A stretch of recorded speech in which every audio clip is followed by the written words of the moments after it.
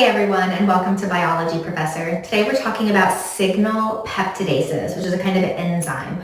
Before we get started, make sure that you hit subscribe and hit the bell icon for notifications so you can get more free study videos. And I also want to make sure that you are able to find my free notes to use as study materials. So look in the description below to get the tiny URL link, and you'll be able to get a picture on a free PDF of the final board with all of the answers filled in. So don't forget to go get that. Let's go ahead and get started and talk about signal peptidases.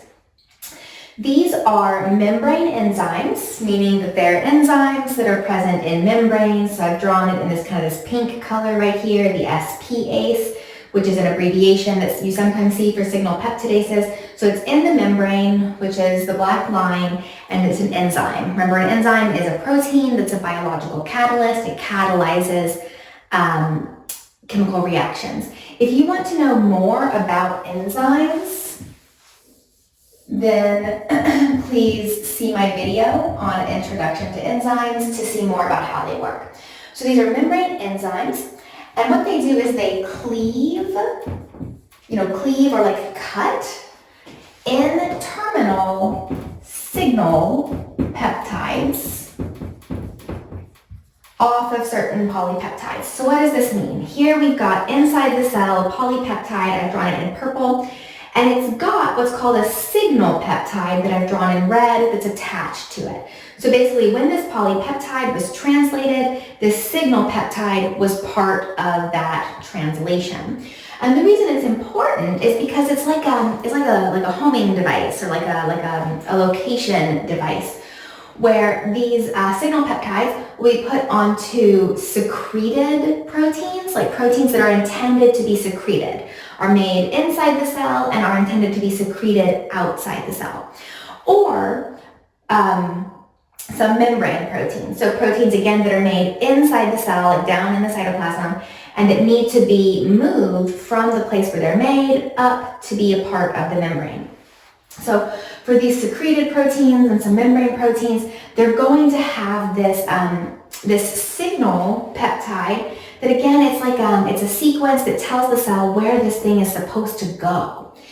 But then once it gets up to the membrane and it's either being secreted or integrated into the membrane, that signal peptide needs to be cleaved off, so it needs to be cut off. And so that is necessary for that polypeptide to be able to fold into its mature functional form. That signal peptide has got to be cut off, and it is the signal peptidase, or the SPase, sometimes it's called that, that makes that cleavage happen. So these signal peptidases are found in prokaryotes, and they're also found in the endoplasmic reticulum and chloroplasts and mitochondria of various eukaryotes. So these are very, very widely distributed throughout all of the domains of life. Very important to get that signal peptide off so the rest of the polypeptide can fold into its mature functional form. Now, all known signal peptidases, all the ones that we know about, are serine proteases. Serine is one of the amino acids that you may be familiar with. If you want to learn more about amino acids, then I do have a video on like the structure of amino acids that you could check out if you want to. But the reason they're called serine proteases, they're a protease, that means they cut a protein, right? And they have a serine, the amino acid serine is part of their active site, the active site of their enzyme. If you want to know more about active sites, check out that video on enzymes. Now, why am I excited about signal peptidases? I mean, what they do is cool already on its own, but also a reason I think that you should be excited about signal peptidases as well is because they are considered to be a great antibiotic target. What does this mean? Antibiotics target different things in bacteria cells. Okay, so they will target like the ribosome, or they will target the cell wall, or they will target the flagella, because some pathogens will have flagella. And it's possible that the signal peptidases that bacteria use, that bacteria require, we could potentially find an antibiotic to inhibit those signal peptidases and fight bacterial infections. Now, at this point, at the point that I am filming this video in early 2022, there are no approved antibiotics that target signal peptidases. There are some that are like in trials, like some arylomycins, but that's still something that we're looking for. Now, why? Why is the signal peptidase of bacteria such an attractive target for antibiotics? Well, first, it's essential, okay? It is essential to prokaryotes.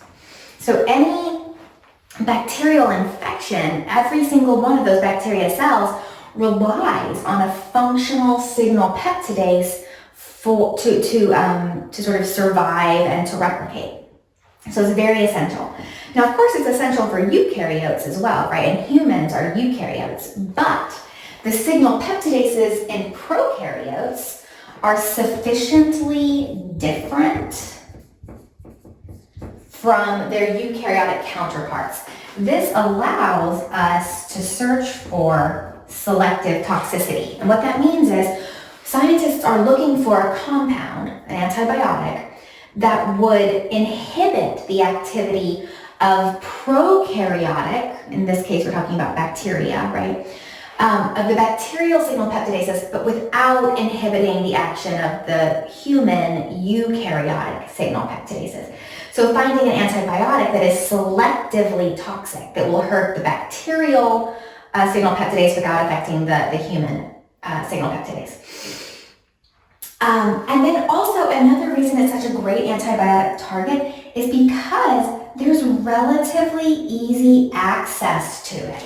Remember that it's in the membrane, okay, in the membrane, including the membrane of the bacteria. And its active site is actually out here. Its active site is on the what we call the extracytoplasmic phase on the outside. So it's easier if I'm just gonna draw a little dot on there. It's easier to get to that active site for an inhibitor, an antibiotic, to come in and bind to that active site and keep the signal peptidase from doing its job, because that active site is on the outside of the cell.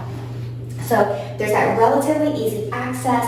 The active site is in the outer leaflet of the membrane.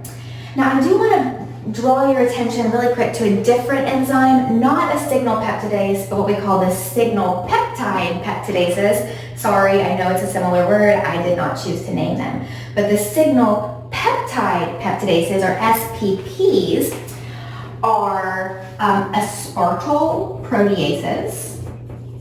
Aspartyl proteases, this just means that it's in a different family of proteases from the serine proteases.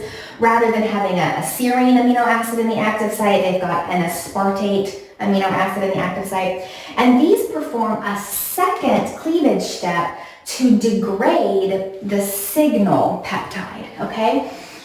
So I've drawn this up here. Hopefully this will kind of bring everything together. You've got a polypeptide that's been made, synthesized in the cytoplasm of the cell, so inside the cell. So we've got this polypeptide that's been translated from the mRNA, and it's got this signal peptide that helps it get up to the membrane, and it's going to basically go across the membrane to be translocated from this side of the membrane to this side of the membrane through, there's a pathway called the SEC pathway, there's another one called the TAT pathway, through one of those to kind of get out. And what's going to happen is, I've drawn this pathway as basically like a tunnel across the membrane. The second TAT pathways, they're actually more complicated than that. They require multiple, protein components. But what happens is the polypeptide exits the cell, and you see the signal peptide is still anchoring it to the membrane. And in order for it to be fully released, secreted, or if it's intended to be a membrane protein, for it to be able to kind of get to the right orientation in the membrane, and then for them to fold into their functional mature forms, that signal peptide has got to be cut off. And that's what that pink, I've drawn it in pink. Of course, in real life, it's not pink. The signal peptidase or SPase is there in the membrane to make that cut. So just to cut, right there, to release that polypeptide and allow it to fold into a functional mature form. And then you've got the signal peptide kind of hanging out in the membrane, and that's where the second one comes in, the signal peptide peptidase. Again, that's a different kind of protease, right? I've drawn it right here in blue, and it cleaves the signal peptide. And once the signal peptide has been cleaved, it basically is kind of degraded, and it falls out of the membrane. And then you've got your functional protein over there. So that is the action of the signal peptidases. Thank you for watching Biology Professor. Remember to subscribe. Make sure you get that tiny URL in the description so you get free study notes. Thanks for watching, and I will see you next time.